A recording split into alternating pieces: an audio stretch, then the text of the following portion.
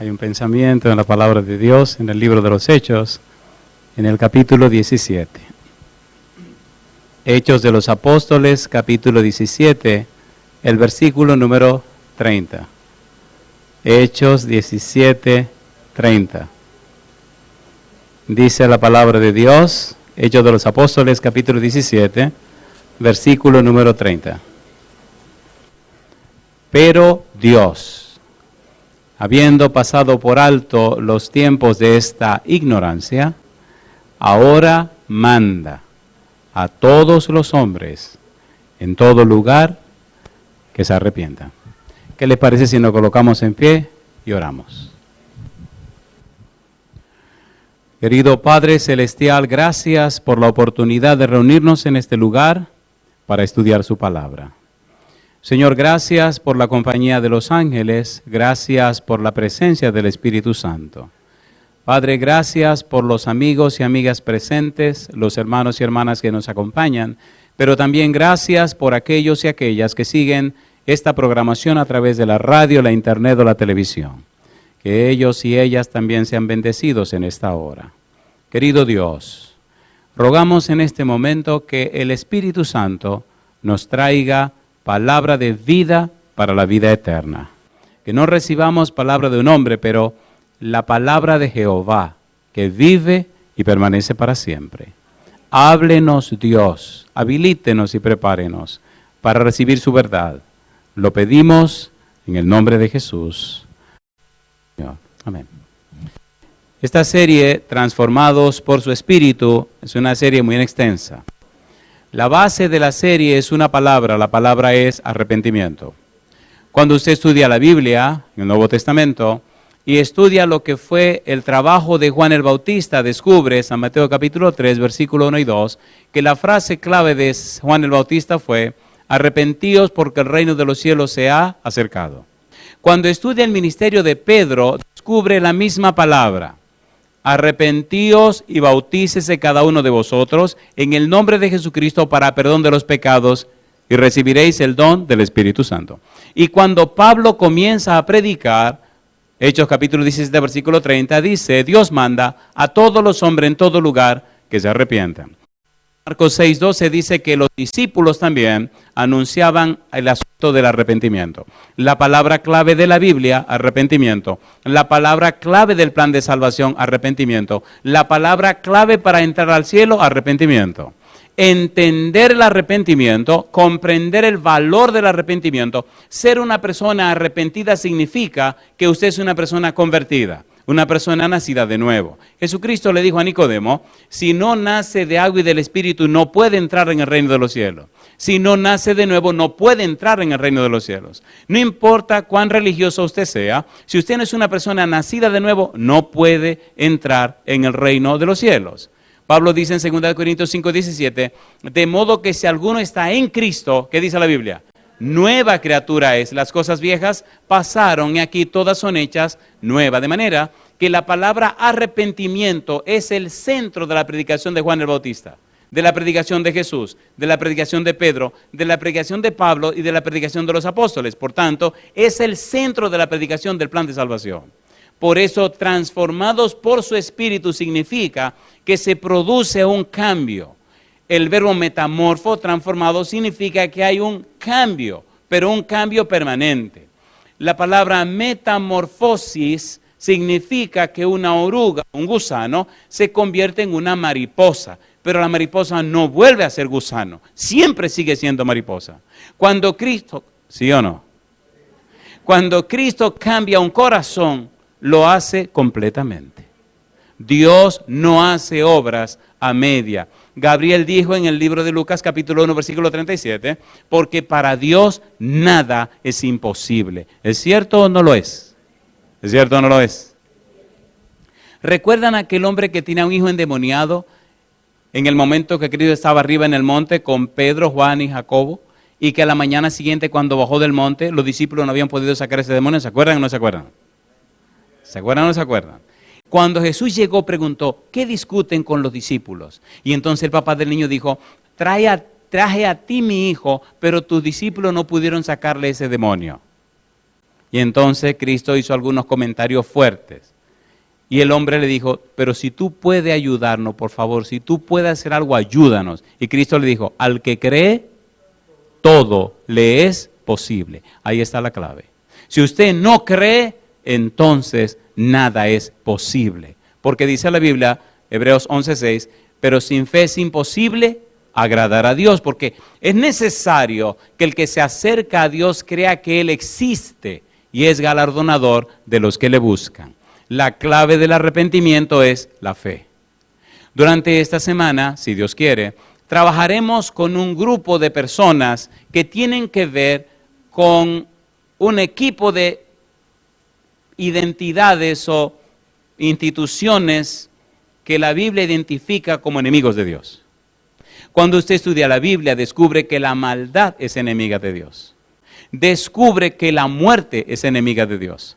Usted descubre también, al estudiar la Biblia, que el pecado es enemigo de Dios, que Satanás y sus demonios son enemigos de Dios. Descubre en el Salmo capítulo 2, versículo 1 al 3, que hay reyes y príncipes, gobernantes que son enemigos de Dios, no aceptan a Dios, pero descubre también que hubo personas, cuando Cristo vino a la tierra, que se ocuparon en llevar a Cristo a la cruz del Calvario. Hubo un grupo de judíos en la época de Jesús que se hicieron enemigos de Dios. ¿Es así o no es así? ¿Es así o no es así?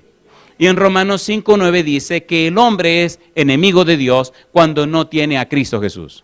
Nosotros trabajaremos específicamente esta semana viendo cómo Dios, a pesar de la enemistad de los judíos, a pesar de la incredulidad de los judíos que no aceptaron a Jesús, cómo Dios insistió, cómo Dios insiste e insistirá para que también las personas se arrepientan.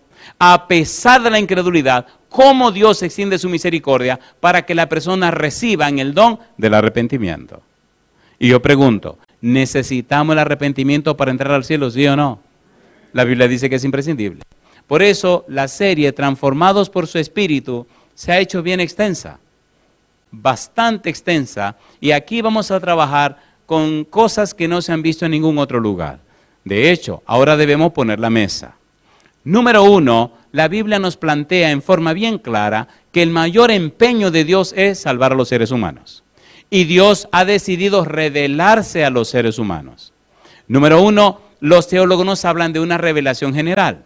La naturaleza nos habla de un Dios creador y diseñador. Pero la revelación de Dios en la naturaleza no es tan poderosa como la revelación de Dios en su palabra. Pero la revelación de Dios en su palabra no es tan poderosa como la revelación de Dios en Cristo Jesús. ¿Cierto o falso? A ver, ¿sí o no? Hebreos capítulo 1, versículo 1 al 3. Veamos. Vamos rapidito. Me gusta el empeño de Dios, el interés de Dios en darse a conocer. Hebreos capítulo número 1, versículo 1 al 3. Dice el versículo 1, ¿cómo dice? Dios. Hebreos 1:1, ¿cómo dice? Dios. ¿Qué dice Hebreos 1:1? Dios.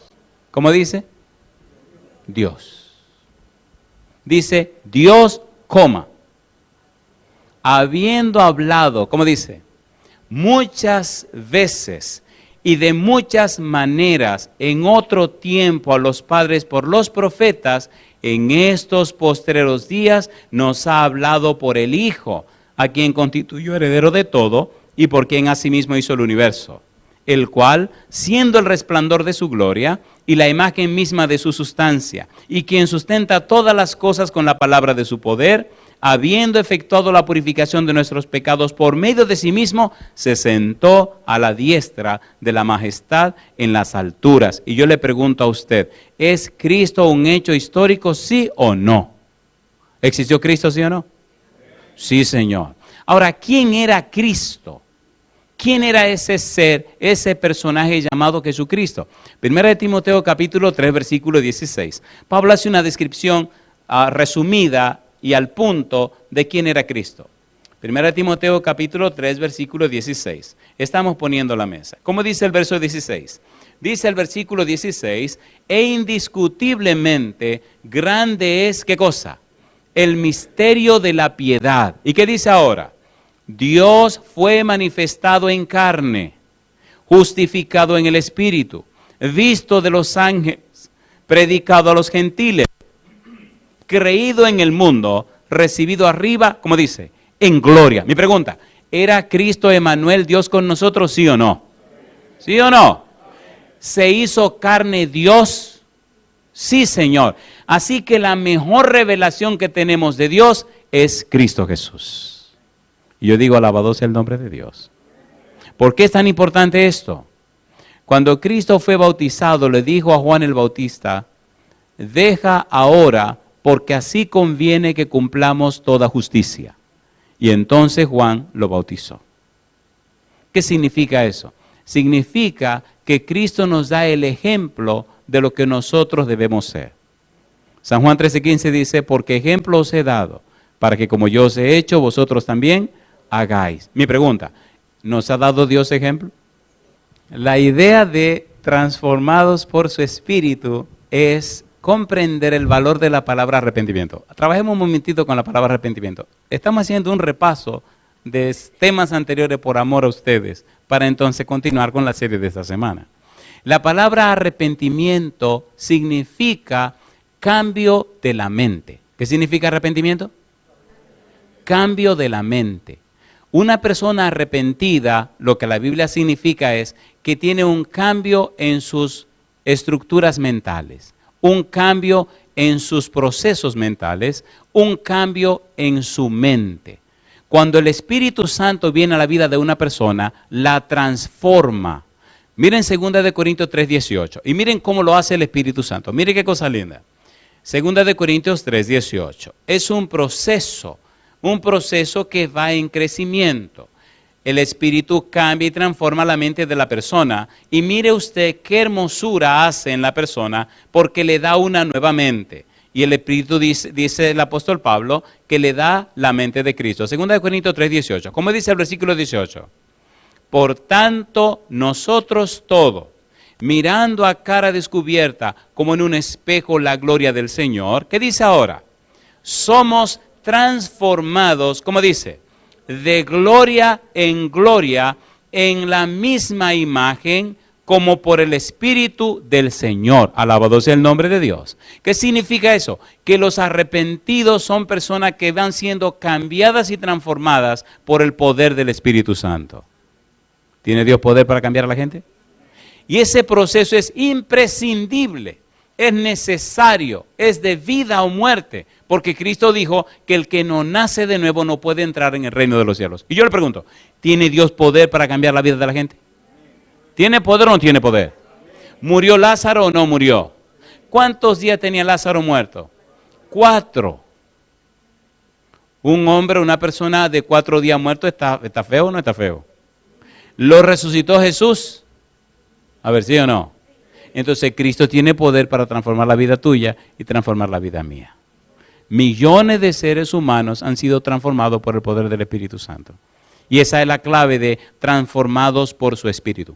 Hay un cambio en las estructuras mentales, hay un cambio en la mente, pero en realidad lo que Dios hace es que nos da una nueva mente. Dios en su sabiduría, a través de la palabra, nos da una nueva simiente. Nos da una simiente que no es de la tierra. Primera de Pedro 1:23, vamos rapidito. Mire qué cosa linda, por eso necesitamos estudiar la Biblia. Y necesitamos llenarnos de la Biblia y alimentarnos de la Biblia, porque la simiente nueva viene en la palabra de Dios. Primera de Pedro 1:23. ¿Cómo dice el versículo 23? Dice el apóstol Pedro, siendo ¿qué cosa? Renacidos. ¿Qué significa renacidos? Vuelto a nacer. La primera vez que nacemos de nuestros padres. Salmo 51, versículo 5. Dice David que fue concebido en pecado. Su papá y su mamá eran pecadores, así que si papá y mamá son pecadores y tienen un bebecito, ¿cómo nace el bebecito? Pecador. Nace con la tendencia al pecado, pero no paga el pecado que cometió Adán. ¿Se entendió eso? Los hijos no pagan el pecado de los padres, ni los padres pagan el pecado de los hijos. Cada uno pagará su propio pecado. El alma que pecare, esa morirá. Pero nacemos con la tendencia al pecado. Nacemos pecadores. Por tal razón necesitamos una nueva simiente. ¿Cómo consigo esa nueva simiente? ¿Cómo consigo la simiente nueva para ser una persona arrepentida? 1 Pedro 1:23 dice, siendo renacidos, ¿cómo dice? No de simiente corruptible, sino de incorruptible por la palabra de Dios que vive y permanece para siempre. Alabado sea el nombre de Dios. Mi pregunta entonces, ¿podemos ser nacidos de nuevo, sí o no? Sí, Señor. ¿A través de quién? De la palabra de Dios. ¿Por el poder de quién? Del Espíritu Santo. Cuando una persona es cristiana, entonces se nota que es una persona nacida de nuevo. Se nota que es una persona distinta. Se nota que es una persona que recibe ahora por la palabra de Dios la mente de Cristo. 1 Corintios 2:16. Seguimos el repaso. Vamos rapidito. 1 Corintios 2:16. Esto es un asunto de vida o muerte porque esto tiene que ver con su salvación y la salvación mía también. 1 Corintios 2:16. Pablo tuvo la experiencia con Cristo. Camino a Damasco, Pablo se encuentra con Cristo y le pregunta a Cristo, Señor, ¿qué quieres que haga? Y Cristo le dice, ve a la ciudad y en la ciudad se te dirá lo que debes hacer. En la ciudad, Cristo habla con Ananías y Ananías va y habla con Pablo. Y entonces Pablo hace lo que Ananías le dice. Acto seguido, Pablo comienza a predicar de Cristo en Damasco. Persiguen a Pablo en Damasco, lo cuelgan por una canasta, lo bajan por un muro y sale corriendo y se va a Arabia. Allá por 3 años aprende el Evangelio de Cristo y sigue predicando a Cristo. Pero esa entrega de Pablo a Cristo hace que el Espíritu Santo lo cambie y lo transforme. Y Pablo se convierte entonces en una persona completamente nueva. Mi pregunta, ¿tiene Dios poder para cambiar a las personas, sí o no? ¿Cambió a Pablo, sí o no? De perseguidor se convirtió entonces en un perseguido. Y ahora la experiencia de Pablo, la vida de Pablo, el testimonio de Pablo sirve como ejemplo para que la gente entienda que Dios tiene poder para cambiar a los demás. No hay nada imposible para Dios. 2 Corintios capítulo 2, versículo 16. Porque ¿quién conoció la mente del Señor? ¿Quién le instruirá? ¿Y qué dice Pablo? Mas nosotros tenemos, ¿qué cosa? La mente de Cristo. Mi pregunta para usted, ¿usted cree que Dios tiene poder para transformar a los seres humanos, sí o no? ¿Cambió Cristo a los discípulos? ¿Los cambió o no los cambió? La Biblia enseña que los que irán al cielo son personas arrepentidas. Personas que han recibido una mente nueva. La palabra arrepentimiento aparece como sustantivo y aparece como verbo en la Biblia. Son 2 palabras interesantes, metanoia y metanoeo. Y ambas significan cambio de la mente. Cuando una persona recibe a Cristo, cuando una persona recibe la palabra de Dios, en la palabra de Dios recibe una simiente que viene de lo alto. Entonces la persona tiene 2 simientes. La de la tierra que trae de sus padres y la de lo alto que viene por la palabra de Dios. Al alimentar la simiente que viene de arriba con la palabra de Dios, entonces la persona ve el cambio y la transformación. Y todo ocurre por la gracia de Dios. Uno no lo merece, es un regalo de Dios. Uno no lo gana, es un regalo de Dios. Y a medida que el tiempo pasa, uno se da cuenta que todo es por la gracia de Dios. La gracia de Dios significa que Dios nos da lo que no merecemos. Y la misericordia de Dios significa que Dios no nos da lo que merecemos. ¿Qué merecemos? La paga del pecado. ¿Qué es la paga del pecado? La muerte. ¿Quién murió por nosotros? Cristo Jesús. ¿Qué es la gracia? El regalo de la salvación que no podemos ganar. Entonces yo digo, alabado sea el nombre de Dios. ¿Se entiende o no se entiende? Pero los judíos de la época de Jesús, los que crucificaron a Jesús, no quisieron creerle a Dios. Y esa es la parte hermosa que tenemos que trabajar durante la semana. Pregunta número 1. ¿Se entiende que la palabra arrepentimiento significa cambio de la mente? ¿Se entiende o no se entiende? ¿Se entiende o no se entiende? Una persona arrepentida, una persona que ahora tiene la mente de Cristo. Una persona que es nacida de nuevo. Una persona que ahora está enfocada en la palabra de Dios. En la palabra de Dios se consigue la simiente incorruptible, la simiente que viene de lo alto. Primera de Juan capítulo 3 versículo 9. Mire qué importante es esa simiente. Y estamos poniendo la base de un edificio que debemos construir. Primera de Juan 3:9. Pastor, ¿por qué lee tanto la Biblia? Y yo le pregunto, ¿no es la Biblia la palabra de Dios? ¿Sí o no? Entonces usted estará edificado en la palabra de Dios. ¿No dice Primera de Pedro 1:23 que la simiente incorruptible viene por la palabra de Dios? Entonces comencemos a trabajar con esa simiente para que usted reciba la simiente incorruptible también. Mire qué interesante, el 1 de Juan 3:9 nos dice cómo es esa simiente que viene de lo alto. ¿Cómo dice el verso 9? Todo aquel que es nacido de Dios no practica el pecado, porque la simiente de Dios permanece en él y no puede pecar, porque es nacido de Dios. ¿Qué es lo que no puede pecar? La simiente que viene de lo alto, la simiente incorruptible, la simiente de Dios. ¿Qué es lo que no puede dejar de pecar? La simiente que tengo de mis padres. Y entonces usted decide, o vive trabajando con la simiente que viene de lo alto, o vive trabajando con la simiente que viene de abajo. Mi pregunta entonces, ¿resolvió Dios el problema? Sí, Señor. Cristo murió en la cruz, pagó el precio de mis pecados y ahora me ofrece gratis, por su gracia, la salvación y el Santo Espíritu para que transforme mi vida. El cristiano triunfa cuando fija sus ojos en Cristo Jesús. Hebreos 12:2 dice el apóstol Pablo, puestos los ojos en Jesús, el autor y consumador de la fe. No es mirándote a ti. Isaías 45:22 dice, mirad a mí, dice Dios, mirad a mí y sed salvo todos los términos de la tierra, porque yo soy Dios y no hay más. ¿A quién debemos mirar? A Jesús. ¿A quién debemos mirar? A Dios. ¿Qué hacemos frecuentemente? No miramos a nosotros mismos. Oigan, ¿podemos leer un versículo difícil de la Biblia? A ver, ¿lo podemos leer o no lo podemos leer? ¿Lo quieren o no lo quieren?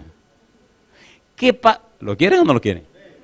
Entonces, si yo no quiero mirar a Dios, si no quiero mirar a Jesús, si me quiero mirar a mí mismo, ¿qué me pasa? ¿Quieren la respuesta? ¿La quieren o no la quieren? ¿Seguro que la quieren? Esto le va a molestar, ¿eh? ¿Todavía la quieren? Eso me gusta. Son bravos aquí también, pastores. Me gusta la gente brava. Vamos a leerlo rapidito, Jeremías 17, versículo 5. Cuando una persona insiste en no mirar a Dios, en mirarse a sí mismo, ¿qué le pasa a esa persona? ¿En qué se constituye? Mire lo que dice la Biblia. Si usted no quiere mirar a Dios, si usted no quiere mirar a Jesús, si quiere mirarse a sí mismo, usted se mete en un serio problema. Jeremías capítulo 17, versículo 5. ¿Cómo dice la Biblia? Así ha dicho Jehová. ¿Qué sigue diciendo? Maldito el varón que confía en el hombre y pone carne por su brazo. ¿Y qué dice ahora? Y su corazón, su mente, se aparta de Jehová. ¿Qué es arrepentimiento? Cambio de la mente. ¿Qué es lo contrario? Rechazo de Dios. El hombre o la mujer que en lugar de fijarse en Dios o fijarse en Jesús, se fija en sí mismo, entonces se aparta de Dios y se convierte en un maldito y todo le sale mal. Cuando digo todo le sale mal, no estoy diciendo que no puede serse rico. La riqueza no significa que todo está bien con Dios. Lo único que significa es que usted tiene dinero. ¿Sí o no? A ver, ¿sí o no? Y no necesariamente ese dinero es una bendición de Dios. La salvación solo viene de Jehová. Dice en el libro de Jonás, la salvación es de Dios. Así que si usted tiene planes de ir al cielo, necesita mirar a Jesús. Necesita mirar a Dios. Si se mira a usted mismo, terminará hecho leña. Oigan, ¿puedo leer otra cita que le duela? ¿La quieren o no la quieren? A mí me gusta que la quieran porque así le duele menos. ¿Se han puesto alguna vez una inyección de hierro? ¿Se la han puesto alguna vez? ¿Seguro que se la han puesto? Eso duele. Esta es de hierro, ¿la quieren? ¿Por qué estamos haciendo esto? La gente tiene que ser consciente de cuál es su situación delante de Dios. La salvación no es una lotería. Si usted no la tiene, no la tiene, pero es gratis. Dios la dio por su gracia.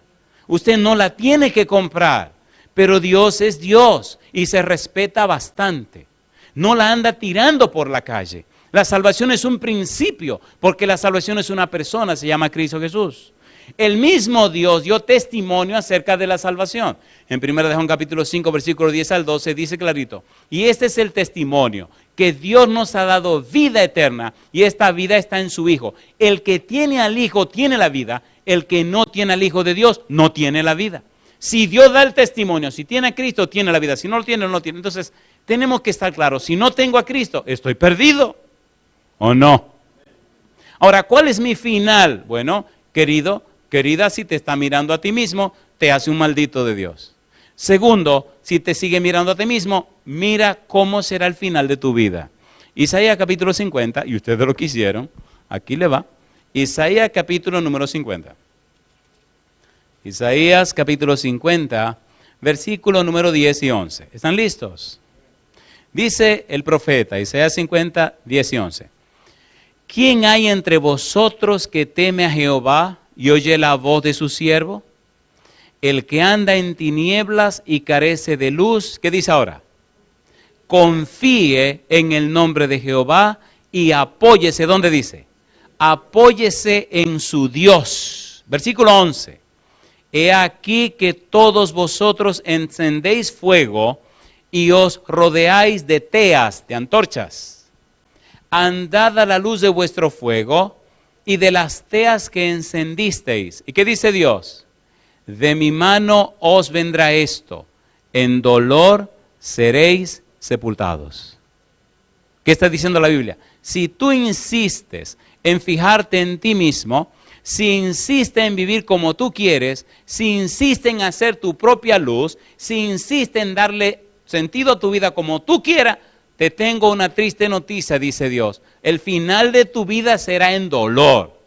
Tu final será doloroso. Mi pregunta, ¿no dice la Biblia que Dios cargó todos nuestros pecados en Cristo Jesús? A ver, ¿sí o no? ¿No dice, sí o no? ¿No dice la Biblia que Dios cargó en Él el pecado de todos nosotros? ¿Que por su llaga fuimos nosotros curados? ¿Sí o no? Entonces yo no tengo que cargar esa tragedia o desgracia final. Ya Cristo la cargó en la cruz. Ahora yo puedo en Cristo descargarme de esas cosas y Él muere mi muerte y yo recibo su vida. Eso es salvación y vida eterna. Eso significa cambio de la vida, significa arrepentimiento. Hoy día en el mundo entero se necesita levantar la palabra de Dios. El mundo está lleno de filosofías, de conceptos y de ideas. Necesitamos otra vez colocar la Biblia en la mente de la gente. Eso, el Señor dijo, sécase la hierba, marchítase la flor, mas la palabra de Jehová el Dios nuestro permanece para siempre. ¿Permanece la palabra de Dios, sí o no? Hace algunos años estudié ciencias sociales en la Universidad Estatal de mi país. Estaba recién bautizado, no era fácil. Y eso me llevó a estudiar más la Biblia, porque tenía que saber en qué estaba creyendo, porque el ataque era fuerte. Y decidí creerle a Dios. Ya pasaron muchos años y todavía decido creerle a Dios. Porque dice la Biblia que Dios es el mismo, ayer, hoy y por siempre. ¿Se han dado cuenta que generaciones van y generaciones vienen? Imperios van, imperios vienen. Todo pasa y Dios permanece. ¿Se han dado cuenta o no se han dado cuenta? Moisés no fue tonto que decidió creer y apoyarse en Jehová, dejar de ser un príncipe egipcio, dejar de tener derecho al trono para ir a envolverse con los esclavos. ¿Dónde está Moisés hoy día? Está en la Canaán celestial. ¿Lo resucitaron o no lo resucitaron? Lea el libro de Judas, versículo 9. El arcángel Miguel vino y lo resucitó y se lo llevó al cielo. ¿Apareció o no apareció Moisés en el monte de la transfiguración con Elías para hablar con Jesús? ¿Apareció o no apareció? Entonces Moisés cogió lo mejor. ¿Cómo están los faraones egipcios? Una momia. ¿Y dónde está Moisés? En el reino de los cielos. ¿Se entiende o no se entiende? Entonces usted decide, momia o en el reino de los cielos. Y es cuestión de momia, yo no quiero momia. Yo quiero estar ahí arriba, compadre.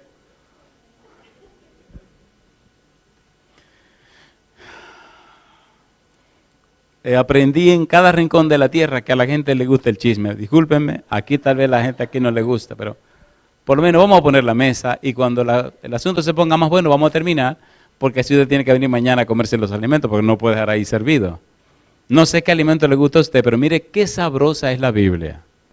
Uno de los 7 enemigos de Dios fueron aquellos que crucificaron a Jesús.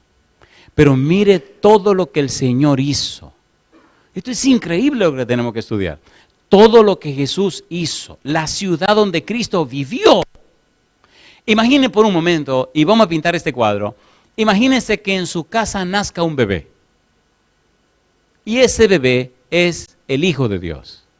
Y ese bebé es Dios con nosotros. ¿Quién era Cristo? Emmanuel. ¿Qué significa Emmanuel?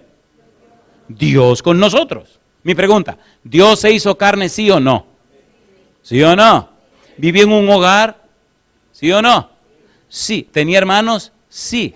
Así que Dios vivió en una casa, en un hogar. ¿Vivió en una vecindad? Sí. Y después que creció, Cristo se instaló en una ciudad que se llamaba, bueno, es una ruina ahora, Capernaum. ¿Cómo se llamaba la ciudad? ¿Quién vivía en Capernaum? Dios con nosotros. Pero ¿saben la tragedia? No le creyeron.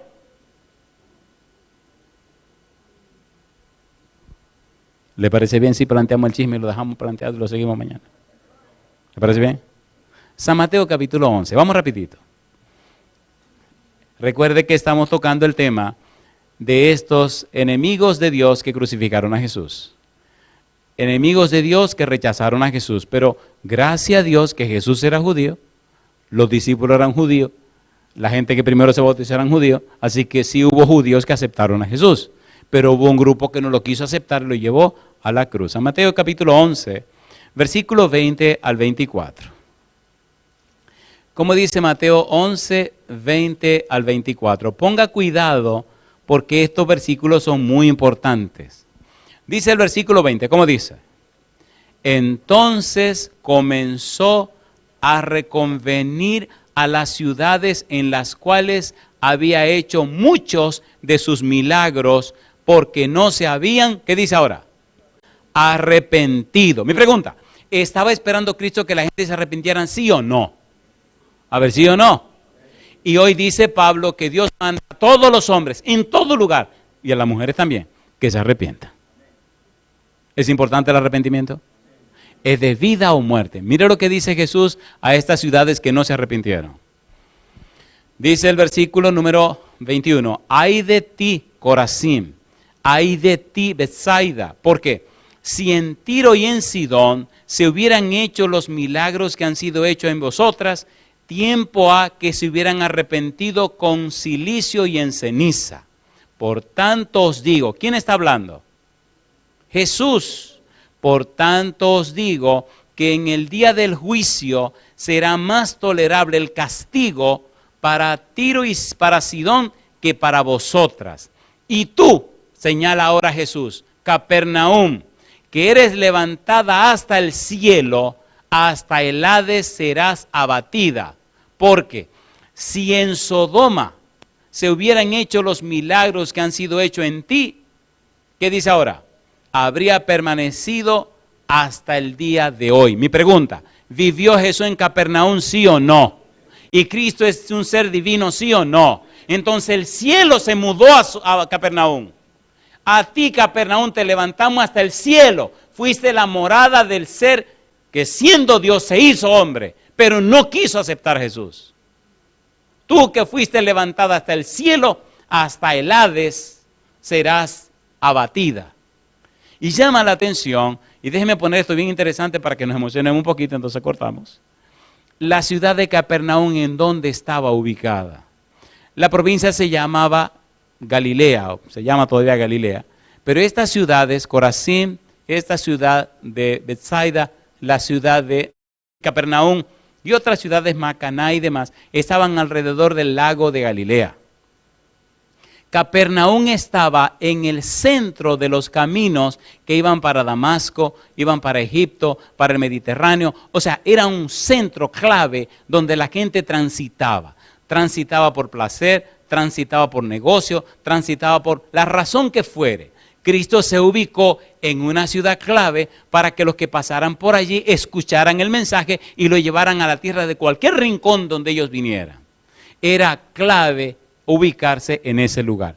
La pena y el dolor de Cristo es que los habitantes de Capernaum, de Corazín y de Betsaida, que vieron tantos milagros, no quisieron creer en Cristo Jesús.